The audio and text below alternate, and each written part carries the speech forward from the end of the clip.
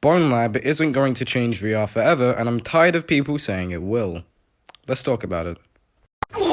First off, let's talk about the elephant in the room.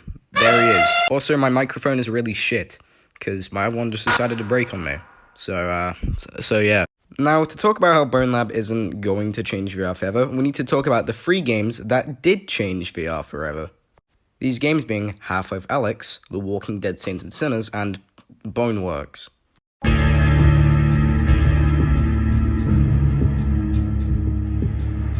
One of the main reasons that Half-Life Alyx is one of the catalysts for VR is because, well, it's fucking Half-Life. At the time Half-Life Alyx released, we had not seen a Half-Life game in, I think, 12 to 13 years.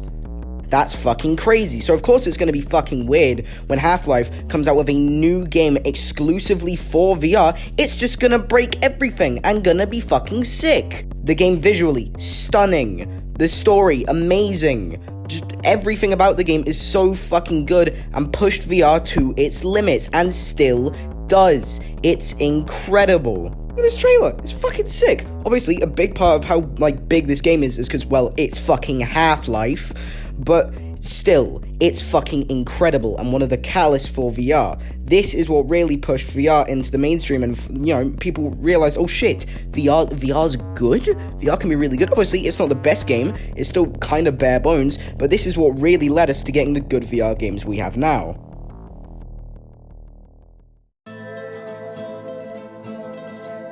The Walking Dead Saints and Sinners is what I would consider the VR game.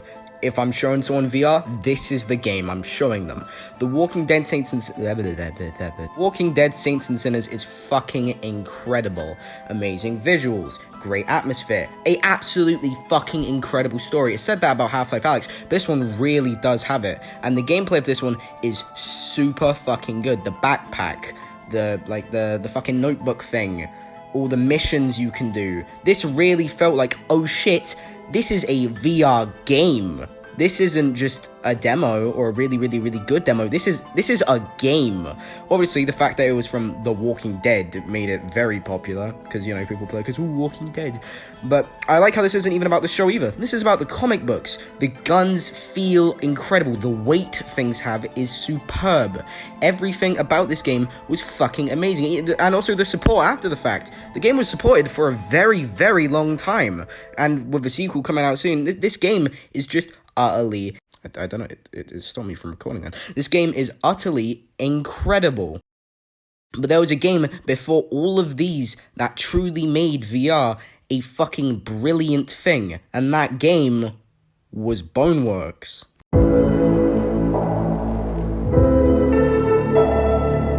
The thing is with Boneworks that really separated it from The Walking Dead Saints and Sinners and Half-Life is that it's Boneworks. It isn't Half-Life. It's not The Walking Dead. People are going to be playing this game because they love VR and they're interested in it, not just because, it's Half-Life, it's fucking, I forgot it, The Walking Dead, because it's The Walking Dead. Boneworks was created also by a fairly small studio as well.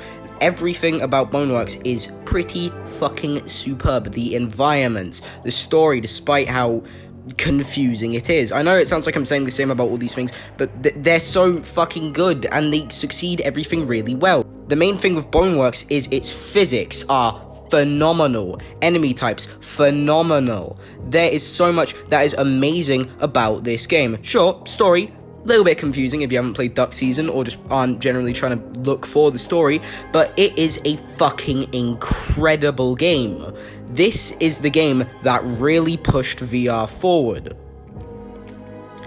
And its spin-off, Bonelab, I don't think is going to do that. Let's talk about the things that people are saying about Bonelab that are apparently going to change VR.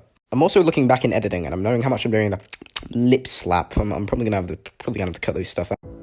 The fact it's coming to Quest 2. Of course it was going to. The Quest 2 is one of, if not the most popular VR headset in the world.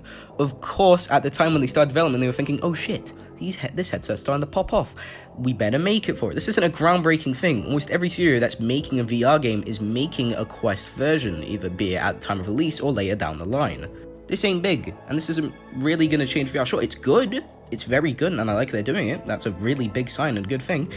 But, like, it's not groundbreaking. Let's talk about some other stuff that people are saying is going to be absolutely game-changing about this game. Specific body inputs. So you'd measure your size, and you put that stuff exactly into the game, and it would match you in the game. To be fair, I think this one is pretty cool. It's not going to be a big VR changing thing, but I think for people of different heights, or like if they have disabilities and stuff, this will be useful. This will be good. But it's also not very groundbreaking. It's not going to change VR forever. Not many games are going to go through the hassle of implementing this because it's just going to be too hard and too much. Custom skins. Sure, this isn't necessarily in a single-player game, but games like VR Chat and games like that have already done this. Custom skins in VR games aren't really a big thing. In Boneworks, this was a thing. Hell, in like Blade and Sorcery, this is probably a thing. This isn't a large thing. The fact you can swap avatars to become bigger and smaller, or like I don't know. This is just a gameplay feature. This is a thing for Bonelab specifically. This game was designed for that. This isn't going to be implemented in many other VR games, because this is just a gameplay feature. And finally, mod support. Of course, Bonelab was going to have mod support. Boneworks is one of the most heavily modded VR games of all time, up there with Blade and Sorcery, so of course they were going to have some way to implement mod support for the PC version and the Quest version.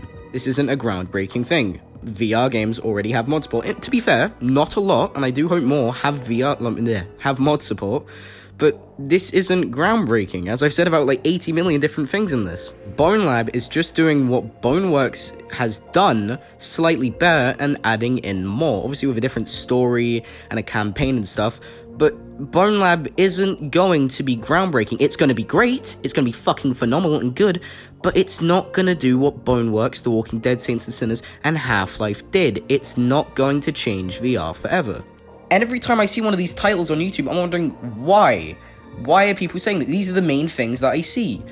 And I don't know why people are saying it's going to change VR forever. Sure, maybe when I play it, I'll be like, holy shit, this is going to change forever. But currently, how I'm seeing it, it's going to be great, it's going to be phenomenal, just not going to change VR forever. However, if anyone is watching this, I would like to hear your opinion in the comments. Try and persuade me. Show me that this game will change VR forever. Because at the moment, I think it's going to be great, I think it's going to be phenomenal, but it's just not gonna change VR forever like everybody is saying it will. I mean, no hate towards Stress Level Zero or anyone working on the game, Brandon, all that. I just don't think it's gonna do what the original Boneworks did. So that's what I think about that. I don't think it's gonna change VR forever. It's gonna be great, but it's just not. If you enjoyed, like, subscribe, all that shit. Yeah.